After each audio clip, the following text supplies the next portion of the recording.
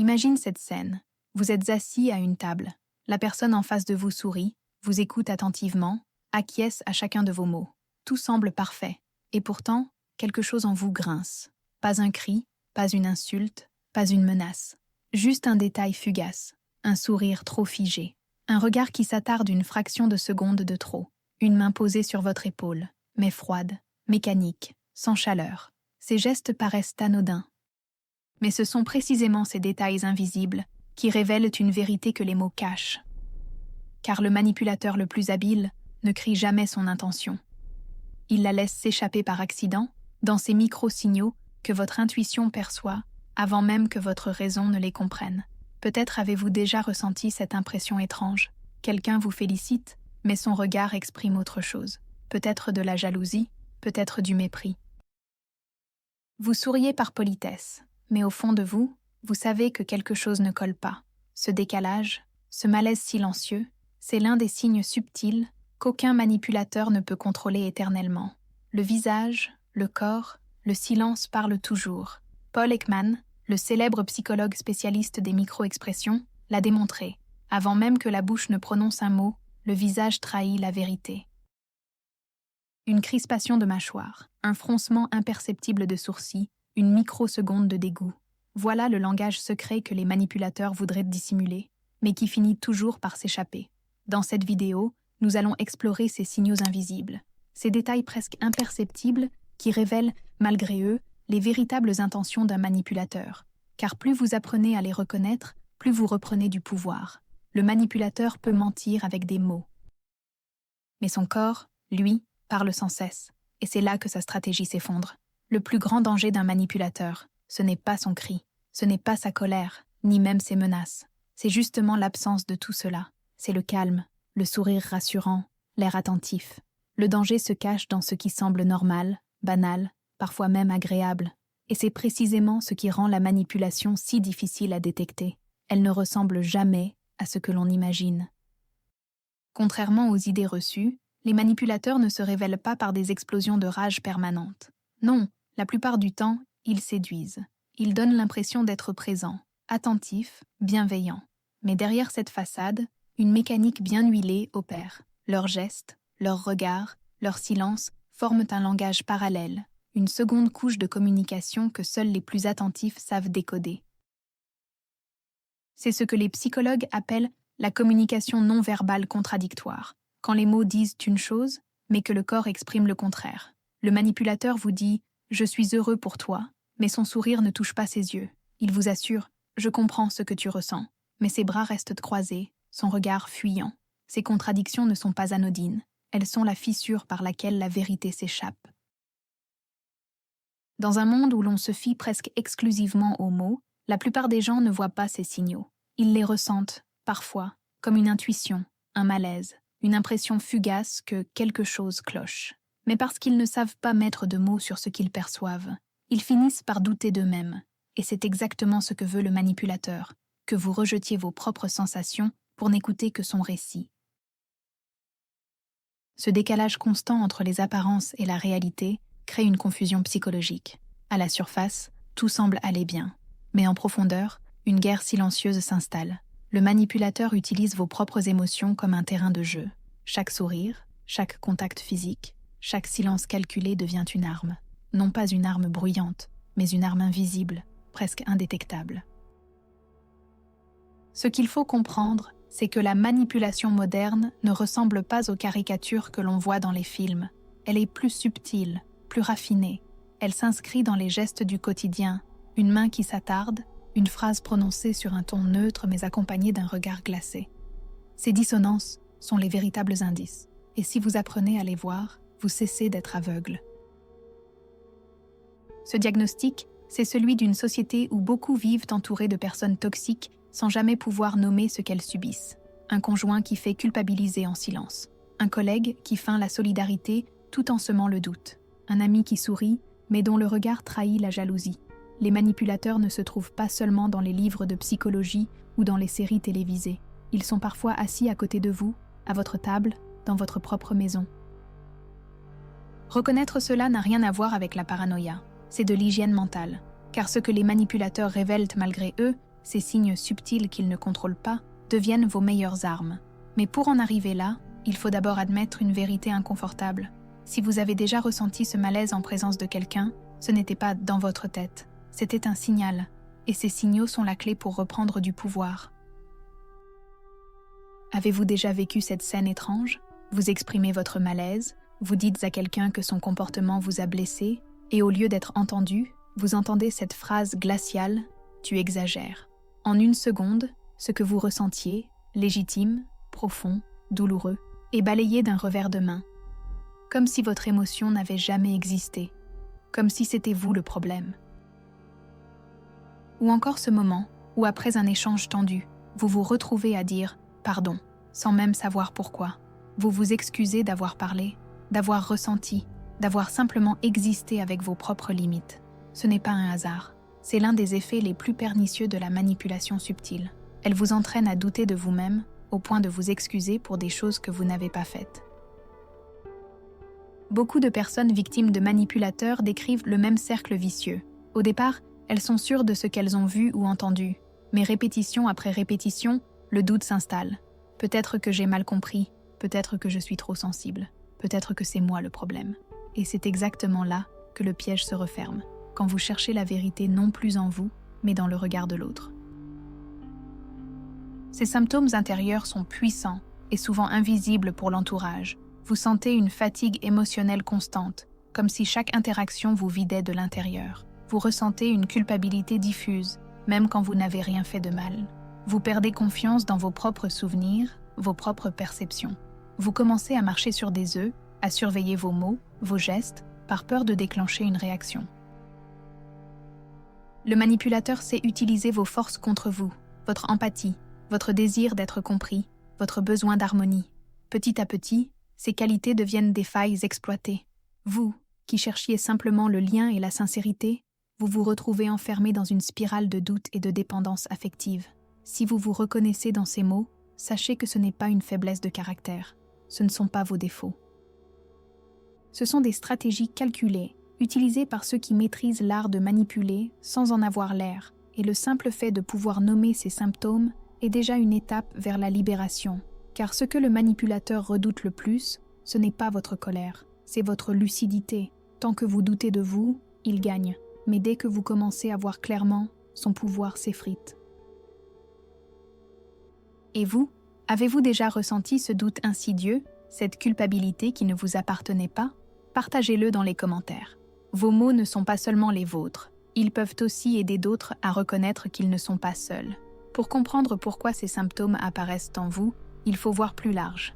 La manipulation subtile n'est pas une suite de gestes isolés, c'est un système. Une stratégie complète, parfois consciente, parfois instinctive, qui repose sur un principe simple: déplacer votre centre de gravité de l'intérieur vers l'extérieur. Tant que vous êtes connecté à vos propres perceptions, vos propres émotions, vous restez libre. Mais dès que vous commencez à chercher la vérité dans le regard de l'autre, vous êtes pris. Les manipulateurs utilisent ce qu'on appelle en psychologie la triade sombre, 3 traits de personnalité qui, combinés, donnent naissance à des profils redoutables. Le narcissique attire par son charme, mais il se nourrit de votre attention pour renforcer son ego. Le machiavélique calcule dans l'ombre, planifie, utilise vos failles comme des leviers pour atteindre ses objectifs. Quant au psychopathe, il reste froid, sans empathie, mais incroyablement charismatique. Ensemble, ces 3 dynamiques créent des personnalités capables de vous enfermer dans une toile sans que vous vous en rendiez compte. Un des outils principaux de cette stratégie est le gaslighting. Ce n'est pas un simple mensonge, c'est une guerre psychologique qui vise à redéfinir votre réalité. Imaginez un échiquier invisible. Chaque mot, chaque silence, chaque micro-expression est un pion déplacé pour ébranler vos certitudes. Tu inventes, tu te souviens mal, tu dramatises toujours. Ces phrases, répétées au moment où vous êtes le plus vulnérable, créent une confusion telle que vous en venez à douter de vous-même. À ce moment précis, le manipulateur a atteint son but. Vous cherchez la vérité en lui, pas en vous. Mais le système ne s'arrête pas aux mots. Le corps du manipulateur joue un rôle central. Les signes subtils qu'il révèle malgré lui, micro-expressions de mépris, gestes mécaniques, regards fuyants, sont des fissures dans son masque. S'il est si difficile de les voir, c'est parce que notre société nous a appris à faire confiance aux mots plus qu'aux sensations. Pourtant, votre intuition les capte toujours. Ce n'est pas un hasard si, en présence d'une personne toxique, vous ressentez une tension corporelle, un malaise inexpliqué. Votre corps lit ce que votre esprit refuse encore de nommer. Ce mécanisme fonctionne parce qu'il s'appuie sur vos besoins les plus profonds, le besoin d'être compris, d'être aimé, de faire confiance. Le manipulateur exploite ces besoins, non pas avec des menaces directes, mais avec des armes silencieuses. Là où vous cherchez de l'harmonie, il installe le doute. Là où vous cherchez de l'amour, il installe la dépendance. Il est crucial de comprendre que ce système ne dit rien de votre valeur, ni de votre intelligence. Il dit tout de la stratégie de l'autre. Des personnes fortes, empathiques, brillantes, peuvent tomber dans ces filets, car ce n'est pas une question de faiblesse, c'est une question de lucidité. Voir le système, c'est commencer à en sortir. Reconnaître que ces symptômes ne viennent pas de vous, mais d'une mécanique extérieure, c'est un premier pas. Ce n'est pas vous qui êtes trop sensible, c'est lui ou elle qui utilise votre sensibilité comme une arme. Et la bonne nouvelle, c'est qu'une fois que vous commencez à voir ces dynamiques, elles perdent déjà une partie de leur pouvoir. Face à la manipulation subtile, il existe un antidote. Ce n'est pas la colère, ce n'est pas le cri, c'est la lucidité. Voir ce que beaucoup ne voient pas. Reconnaître les signaux silencieux, non pas pour devenir paranoïaque, mais pour ne plus marcher dans l'obscurité. Car une fois que vous commencez à lire ces micro-expressions, ces contradictions entre le corps et les mots, le manipulateur perd déjà une partie de son pouvoir. Le premier pas du chemin de sortie, c'est faire confiance à vos sensations. Trop souvent, vous avez appris à les étouffer. Vous avez rationalisé vos intuitions, vous disant « je dois me tromper, je suis trop sensible ». Mais la vérité, c'est que votre corps perçoit avant votre esprit. La crispation que vous ressentez, ce malaise inexplicable, ce n'est pas une faiblesse, c'est une alerte. Réapprendre à écouter cette alarme intérieure est une forme d'autodéfense émotionnelle. Deuxième pas, poser des limites claires. Un manipulateur se nourrit du flou. Il avance là où vos frontières sont poreuses. Dire non peut sembler effrayant, mais c'est un acte de survie. Ce n'est pas une déclaration de guerre, c'est un rappel. Mon ressenti est valable, ma perception est réelle. Mon espace m'appartient. Plus vos limites deviennent visibles, moins l'autre peut jouer sur vos zones d'ombre. Troisième pas, nommer les choses. Tant que vous gardez l'expérience diffuse, le manipulateur gagne. Mais dès que vous mettez des mots dessus, gaslighting, triade sombre, manipulation silencieuse, vous transformez le chaos en clarté. Nommer, c'est se réapproprier son pouvoir. C'est dire « je sais ce que tu fais ». Même si tu le nies, je le vois. Et rien n'est plus déstabilisant pour un manipulateur qu'un regard qui voit clair. Quatrième pas. Créer une distance intérieure. Vous ne pouvez pas toujours couper le lien immédiatement, surtout si le manipulateur est un proche, un collègue, un supérieur hiérarchique. Mais vous pouvez décider de ne plus lui donner le monopole de votre vérité. Cela signifie garder un journal de vos ressentis, parler à une personne de confiance, ou simplement écrire ce que vous avez entendu et ce que vous avez vu. Cette trace devient un ancrage, une preuve contre l'érosion subtile de votre mémoire. Enfin, le cinquième pas, pratiquer la résistance silencieuse. Le manipulateur attend une réaction émotionnelle, c'est son carburant. Quand vous vous énervez, il vous accuse d'être instable. Quand vous pleurez, il vous accuse d'être faible. Mais si vous ressentez l'émotion sans la laisser vous gouverner, si vous choisissez comment répondre, vous brisez sa stratégie. Vous devenez ce miroir vide. Il projette, mais rien ne colle. Ce chemin n'est pas facile. Il demande de la patience, de la présence à soi, et parfois un soutien extérieur. Mais chaque petit pas est une victoire.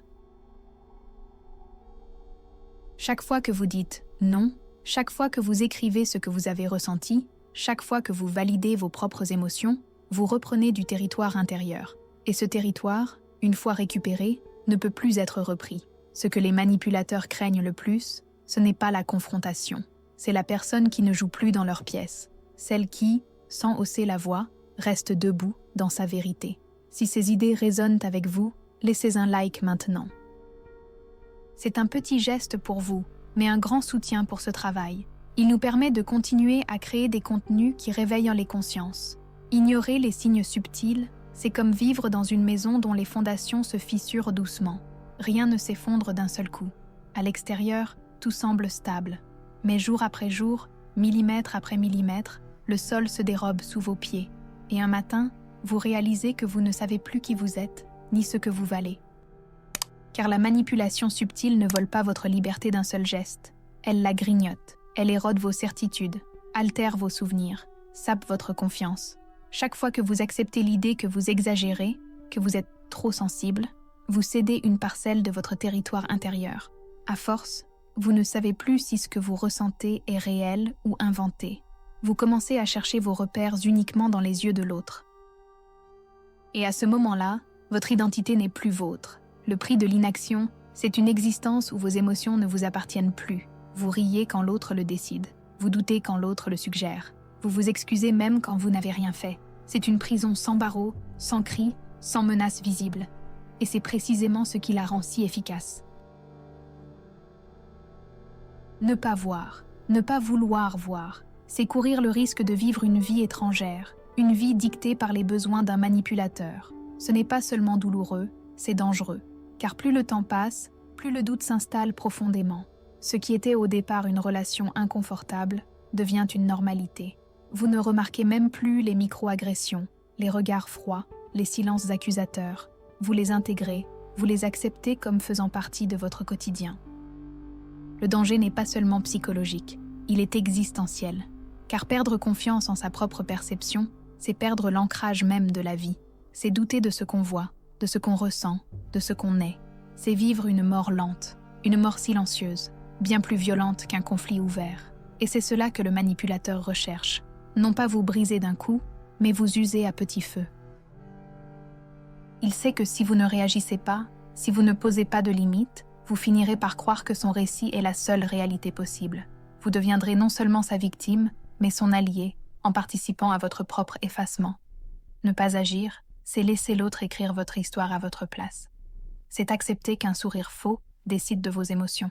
C'est remettre les clés de votre esprit à quelqu'un qui n'a pour but que de vous contrôler.